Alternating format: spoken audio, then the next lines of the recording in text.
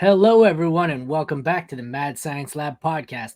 I am Aaron St. Denis. You can find me at FF Mad Scientist, joined by Dustin Ludke at the D Unit 13, or as always used to pronounce it, at the Done at 13. I don't know. Everyone does. I don't know why my brain did, and you have it capitalized, and I still, yeah, I don't know. It happens. Reading is hard sometimes, man. So. All right. As I said, we are here for the Mad Science Lab podcast. This is from the Fantasy Football Universe, now hosted on the Fantasy Football Advice Network.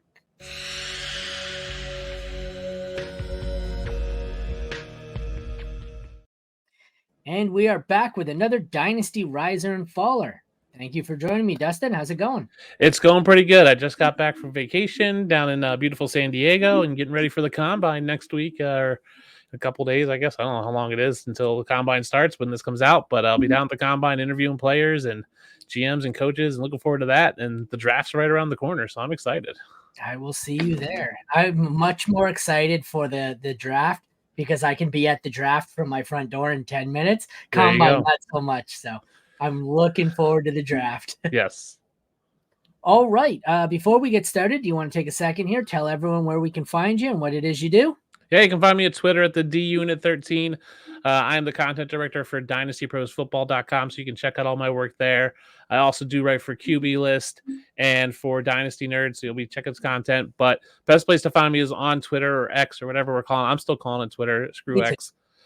But that's where you'll find all my stuff. Anything I put out there, videos, articles, podcasts that I guest on, that's all runs through there. So that's the best place to find me. All right. Well, thank you for joining me. We will get right into it. Your riser is one I'm not sure I'm torn on here. I don't know what to think of him, and I'm interested to hear if you can sway me one way or the other. It is DeAndre Swift. In his 4 years, he has been RB 18, 15, 21, and 20.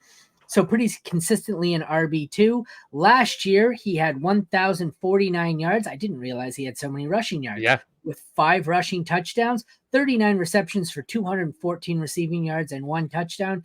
It's interesting. It's almost a complete flip-flop. In Detroit, he was mostly a passing back. Now he's a rushing back in Philly. But before we get into it more, I'm just going to head over. I don't like using Keep Trade Cut because it's all crowdsourced, but this time of year, I like to see where the general market is. Keep Trade Cut has him 95th overall at RB21. Fantasy Pros has him 50th overall at RB16. I've noticed this a few times where they can be 1 or 2 RB slots apart, but yet 50 apart in rankings, where it's like 50 on Fantasy Pros, 95th on KTC. Again, it's single QB. So that's interesting. He's kind of being valued here as a mid to low end RB2 on both sites. Where do you have him falling? What do you think his upside is? Just overall, what's your outlook on DeAndre Swift? So I like him. He's going to be a free agent. What I love about him is he is only 25 years old going into free agency. Is he a free agent like this season right now? This season, right now. Oh, okay. I thought it was after this season. I didn't realize he's okay. It's this year. So if you look at the guys who can be RB1s on the team, it's him, Derrick Henry, who's 30, Josh Jacobs is 26, Tony Pollard's 27, Eckler's 29, Barkley's 27. So he's on the younger side. Even with the other guys who are RB2s, you got Gibson, who's 25 and a half, but Zeke's 28 or 29, Hunt's 28, Gus Edwards 29, Deontay Foreman's 28, CEH is 25. So he, to me, age-wise stands out. Doesn't have a ton of wear and tear on his tires. He finished as RB20, but that was on a team that, gave him a ton of carries, but not a ton. He had finally a full healthy year, which I really liked. That was the biggest knock on him, but didn't see a ton of targets. He only had 40 targets, which was like super low. He was in there like almost 75 plus in Detroit. Eagles they don't throw a lot to the running back, so that's why. Plus, he had 5 touchdowns, but also Philly wasn't giving him the ball and going. That was the Jalen Hurts tush push. Yeah. So he has potential to go somewhere to be the guy. Now, he could go somewhere and be a third down pass catching back, a la like a young Kareem Hunt when he went to Cleveland. I think his upside is there. He's never been under 4.09 yards per carry. He had 4.5 this past year, so his yards per carry is really good for what he does. So he's always been productive when he does get the ball. Health has been the issue, 13, 14 games before this year where he played 16 games. I think he rested the last game because they already locked in. So I just like that. Now, if his touchdowns go up a little bit, let's say he gets another 230, 250 carries, still averages 4.5 yards per carry, and maybe he gets 6-7 touchdowns. He'll go from RB20 up to RB15 pretty quick. I think he's right outside the cusp of my RB1s this year, but I think you can get him right now at low-end RB2 prices. I'm looking at Peaked in High School Alex's trade charts. They have him as like RB14, basically as a mid-2024 first. I think you can get him for much less. I think you can get him as a second-round pick, like you were saying. I think you can get the value now before free agency. You have to buy him now because once free agency hits, he could go to a situation where he skyrockets. So I'm buying him now. Post free agency, his price is probably going to match what I think his value is. See, and that's the part that I liked. I thought originally that he was free agent after next year. And I was saying, though, even if he had stayed in Philly, I was pretty sure that at some point they outlaw the tush push. And if they did that alone, he's going to have an extra 5 touchdowns. But free agency this year is even better. That's got to be 5 touchdowns that he would have gotten there, over Jalen Hurts. Could you imagine if he had stayed in Detroit and was getting what Jamal Williams got the one, there, all those carries? If you imagine him in Detroit this past year and they don't draft Gibbs, like he takes the Gibbs role, like he could be huge there. Yeah, I don't understand that. Like I like Gibbs and all, and I think Gibbs is the better player, but I don't understand why they gave away Swift to essentially draft Swift 2.0. I mean, I like Gibbs, but I think it was just the injury concern. I don't think he fit the culture there in Detroit, but worked out for the Eagles, and I think it's going to work out. He's one of those few guys that goes into a contract year and actually plays really well and actually earned himself probably a better deal down the road. And being only 25 years old, he's one of the younger running backs on the free agent market.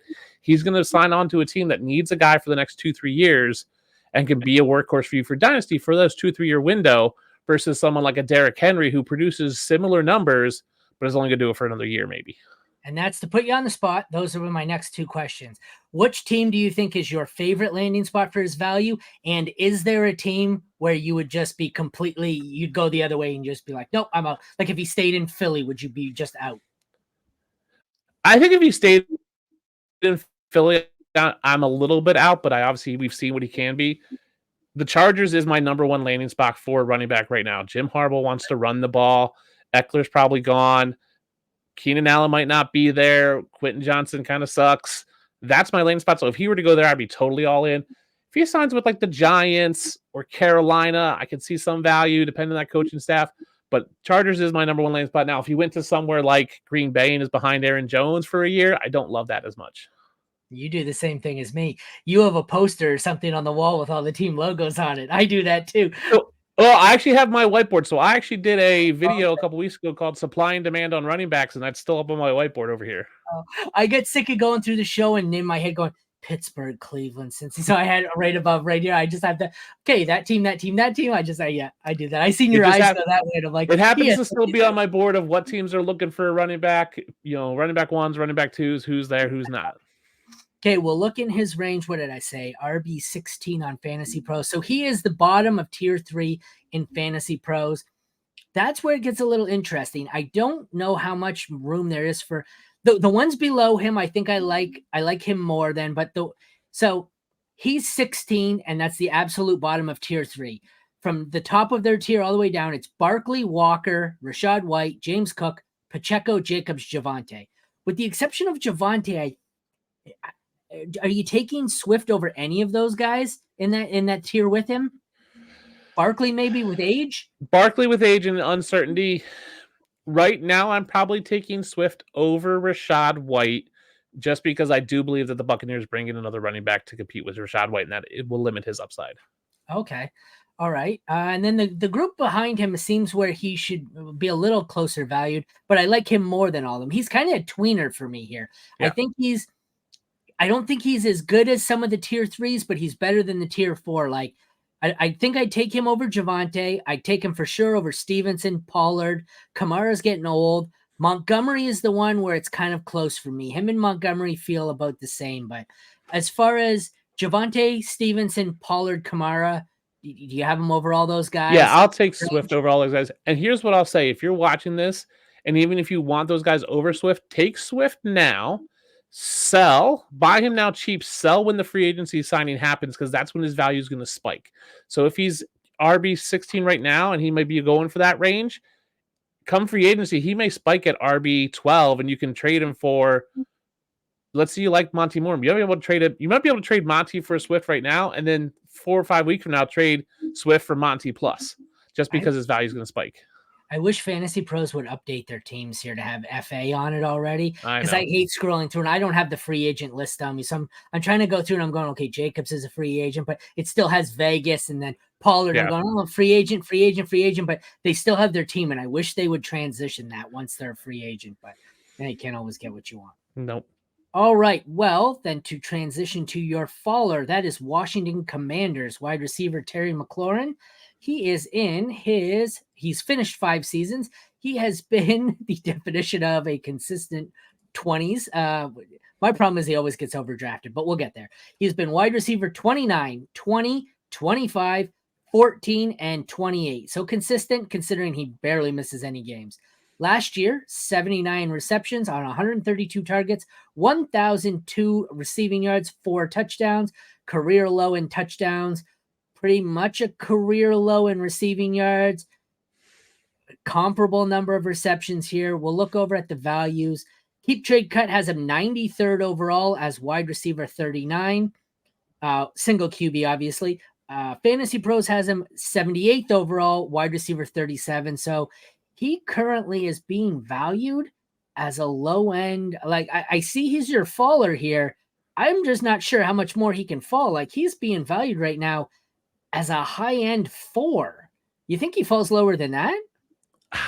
Like that seems insane for. I don't think his value. So that's the weird part. Like I think his value is. I think you won't be able to buy him for that.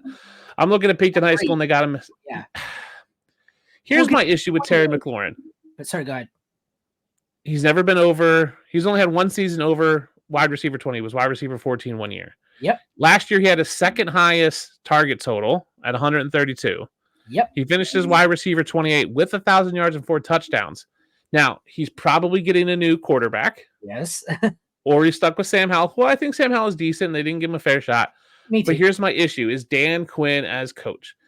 Dan Quinn in his coaching career, his first 3 years with the Falcons, never was over 60% passing plays. He was never more than 14th total passing play, in the league.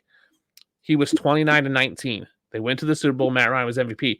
So Dan Quinn has had success running the ball more than passing the ball.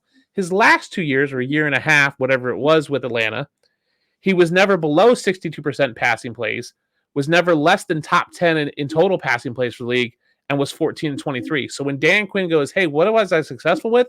I was successful with running the ball. That means Brian Robinson. So when you have a team that probably is going to run the ball more and a new quarterback trying to build chemistry with Terry McLaurin, also they don't have a good second option. Jahan Dotson's not that great. Curtis Samuel's, McLaurin's always going to get top coverage, often double covered. He's never going to be able to get open. They can't move him around that much to get him off those top coverages. So I think his upside is limited. So I'm selling if I can sell high on him if people are excited, especially come draft season when they draft a Caleb Williams or a Drake May. Everybody goes, oh my gosh, sell him high, sell on that peak value, because I think his value is just going to drop as people wise up. And once we get to preseason, I think people are going to realize, oh my gosh, this offense is horrible. So I think he's a sell now, maybe hold a little bit longer till the draft, sell after that hype when they draft a quarterback, because it sounds like they're going to, especially if they can trade up to get Caleb Williams, who's that DMV, Delaware, Maryland, Virginia kid. That's going to be a lot of hype. People are going to be excited for Terry McLaurin, but I just don't see his value rising. I think it's going to start falling, maybe stay where it's at, but I think you can get him if you can get him at that price you said, I think that's great, but I think it's going to cost you a little more to get him right now. Well, it's interesting because it's a new coach and it's probably going to be a new quarterback, but I don't know if that hurts or helps. Like last year, they spread the ball out too much last year for damn sure. Like Samuel, Dotson, Logan Thomas was out targeting him in games. I don't understand it. I just think Dan Quinn's history is he's had success when he runs the ball more.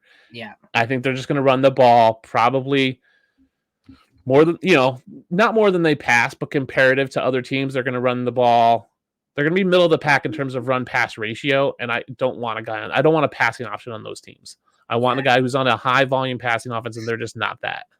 It's funny because in drafts, I see a lot of it looks like the Commanders, Steelers, and Broncos are the three teams that everyone is just steering clear of. But see, and that's where it comes in for me. I am lower on him too. I always seen him as the mid to low end wide receiver too, who was always drafted as a borderline wide receiver one, Yes. and he wasn't. At wide receiver 37 and 39 price, I will have some shares of him. Yes, I will take him there. Right. I don't think he's going anywhere near that. I think so. What's that? Theoretically, you offer a third round pick at wide receiver 37. No one's trading you Terry McLaurin for a third round. Peakton High School has him as a early second round pick right now is what his value is. I'm not trading that for him. Yeah, if you can get him for a third round pick, sure. I just don't think you can do that. I don't think anybody's going to sell him for that. I just don't see him be going anything higher. He was wide receiver 28 last year. Does he get up above wide receiver 25? Does he get to wide receiver 24? I don't think so. I think people still value him, as you said, that high-end wide receiver 2 who can break out to be a wide receiver 1. And I think he's barely a wide receiver 3, struggling to be a wide receiver 2. He was, okay, the argument I had earlier on Twitter this week with Dallas Goedert, he was one of the examples I used, Terry McLaurin. How long are we going to do this where we're going to stop playing the upside and just accept this is what he is? He is a wide receiver 20 to 28 somewhere. He's a low end too. This is what he is. The upside, you're going to be 6 years into the career. Wide receiver 1 upside isn't there. If he hasn't done it by now, he's not going to do it. And he's 28 years old, right? He's not going anywhere. And that offense is going to get rebuilt. They have an easy out after this season. Yeah. So he currently has got a 24 cap hit with a 29 dead cap. So they can't cut him. But next year, going into next season, they can cut him and it's dead cap of 11.2 versus 23.6. So he's not going to be on the Commanders, but he's going to be going on 30 years old trying to find a new team.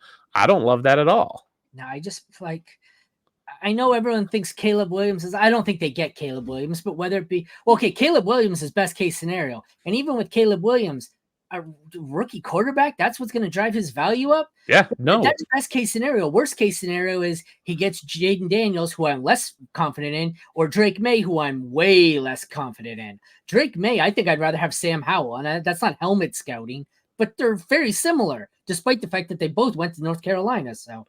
Or possible worst case scenario, they draft Marvin Harrison Jr. and then Terry McLaurin's the 2. Then his value tanks. Worst case scenario. Yeah. That's the worst case scenario. At 2, they take Marvin Harrison Jr., who becomes the true 1 on that offense, and they roll with Sam Howell or sign a Gardner Minshew or draft someone like a J.J. McCarthy in the second round. I don't love that either. So that's what I'm saying. If you right now, you can probably sell him for a high second round pick. I'm going to wait, and I'm going to sell him later when I can sell him for probably a late first with that hype of the draft of they're probably going to get a quarterback at 2, and I'll sell him later. I just think his value tanks from here on out.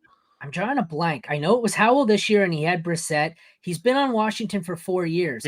Carson Wentz the year before. Okay, I was going to say, I knew Cousins was gone before he got there. Taylor Heineke. I mean, he's had just nothing great. Yeah. Well, to be fair, like we've seen teams get by with Joe Flacco and have decent seasons. Yeah, so. He can have decent, right? Yeah. And that's the thing. In 2020, he was wide receiver 14. He had 120 targets, 1,191 yards, 5 touchdowns. New coach, possible rookie quarterback, probably going to lean on the run game. This is not a scenario that sets up for him beating any of his career norms. And I think at this point, what is his worst? 28? I think that 28 might be his ceiling. Like wide receiver 2, like 24 might be his ceiling, I think. That's his ceiling. Yeah, he's a wide receiver 3. And on fantasy, if he is your wide receiver 3 in Dynasty, I'm okay with that, but you have to pay wide receiver 2, high-end wide receiver 2 prices to get him. And I will gladly sell him for that. And that's always been my problem. He was a wide receiver 2 for you, and he's a good wide receiver 2. But you had to pay low-end 1, high-end 2 cost for 18 overall, 20 overall, 19 overall. Why am I paying 8 to 10 spots higher than he finishes every year? He was one I just never understood. And it was like I said earlier with Dallas Goedert. Every year with Goedert up until this year, you were paying tight end 5, 6, 7 price for a guy who never finished better than tight end 10. It's one of those guys where they get name brand value and just people overdraft. It's not insane overdraft. It's not a value pick. It's not what I want. But you could trade right now. You could trade Terry McLaurin and get Amari Cooper plus a third or fourth round pick. And I would gladly take that all day because Amari Cooper had 27 more points than him last year. Yeah. Like, they're only 1 year old. Amari Cooper is only 1 year older than Terry McLaurin and has played 4 more years. Yeah. Give me Amari Cooper. I think Amari Cooper in a third for Terry McLaurin, I'll take that all day. Yeah, well, you'll get the free third with it, and I think I'd rather take Cooper straight up. So I would too. All right, before we get out of here, you want to tell everyone once again where they can find you? Yeah, you can find me on Twitter at the DUnit13. That's the best place to check out all my content from dynastyprosfootball.com, and anything else I do, that's the best place to find me. All right. Well, this has concluded another episode of Risers and Fallers on the Mad Science Lab podcast, brought to you by a combination of the Fantasy Football Universe and the Fantasy Football Advice Network. Thank you again to Dustin for joining me, and thank you all for tuning in. Check back tomorrow for the next episode in our series.